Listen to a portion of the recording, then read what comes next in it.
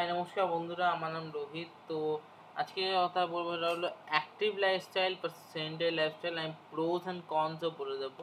তো প্রথম কথা বলছি যে সেডেন্টারি লাইফস্টাইল মানে এখন যেমন বসে আছি, আপনি যদি অ্যারাউন্ড 10 ঘন্টার মতন বসেন, কাজ করেন ল্যাপটপে হোক কিছু হোক, তো সেটা এফেক্ট হচ্ছে যে একে তো কোনো অ্যাক্টিভিটি হচ্ছে না, দ্বিতীয়ত আপনার মানে ব্যাকবোনটা একদম শেষ হয়ে যায়। যদি আপনি এইরকম কন্টিনিউয়াসলি ল্যাপটপে কাজ করতে থাকেন তাহলে আপনার ব্যাকবোনটা একদমই শেষ হয়ে যাবে।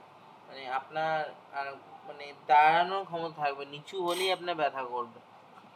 তো সেটার জন্য আপনি একটা জিনিস করতে পারেন, যেটা আমি নিজে করি পার্সোনালি, যোগা। আমি অ্যাপটার নাম দিয়ে দেব। সেটায় সব রকম ইন্টারমিডিয়েট লেভেল আছে, বিগিনার্স লেভেল, অ্যাডভান্স লেভেল সব কিছু আছে।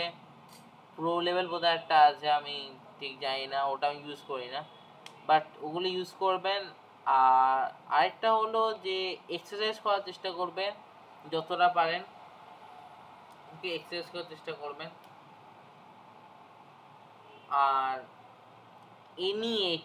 নিট মানে নন অ্যাক্টিভিটি থার্মোজেনেসিস, তো এটাকে ফলো করার চেষ্টা করবেন।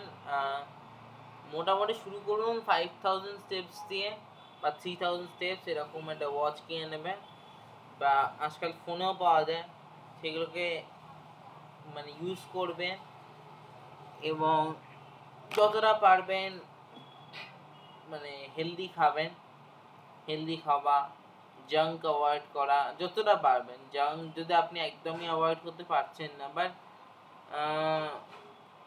আফটার 6 উইক আপনি একটা দিন চিট মিল করলেন, বাট জাঙ্ক অ্যাভয়েড করবেন।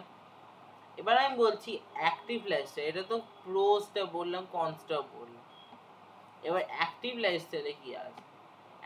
অ্যাক্টিভ লাইফস্টাইলে প্রথম কথা আপনার যেটা মোস্ট প্রায়োরিটি, সেটা হলো যে মেন্টাল হেলথ ঠিক থাকবে আর মুডটা ভালো থাকবে। কারণ আপনি ঘরের মধ্যে বসে আছেন, কারোর সঙ্গে দেখা করছেন না, কিছু করছেন না, এক্সারসাইজ করছেন না, তো কমিউনিকেশন হচ্ছে না, তো আপনার মুড ডিপ্রেস হতে পারে। বাট যখন আপনি কথা বলবেন কারোর সঙ্গে, সে আপনার জিমে হোক কি আউটসাইড রানিং, কারোর সঙ্গে দেখা হলো, যে কোনো কারোর সঙ্গে, তো সেটা আপনি করতে পারেন এবং আপনার মুড খুব ভালো থাকবে। দ্বিতীয়ত, যেই মুহূর্তে আপনি ফিটনেস ফ্রিক হয়ে যাবেন, তখন আপনার আনহেলদি ডায়েটটা খেতে ইচ্ছা করবে না, আপনার হেলদি ডায়েট করতে ইচ্ছা করবে। সেটা একটা হলো।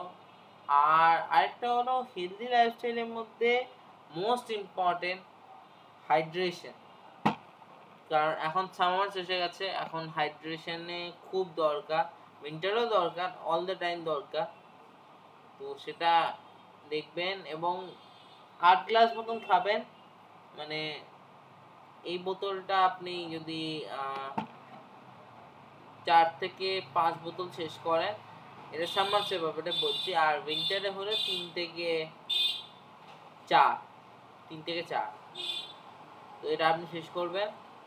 আর মেডিটেশন করার চেষ্টা করবেন, যাতে কর্টিসল যে হরমোনটা আছে ওটা যেন কম হয়। কর্টিসল বাড়লেই স্ট্রেস বাড়বে, আর স্ট্রেস বাড়লেই আপনার মেন্টাল হেলথ এবং ফিজিক্যাল হেলথ ডিক্রিজের দিকে যাবে। তাই হোপ আজকে ভিডিওটা আপনাদের ভালো লাগলো। যদি কিছু মাইন্ডে থাকে আপনাদের কমেন্ট করে জানাবেন। আর until next time, bye by.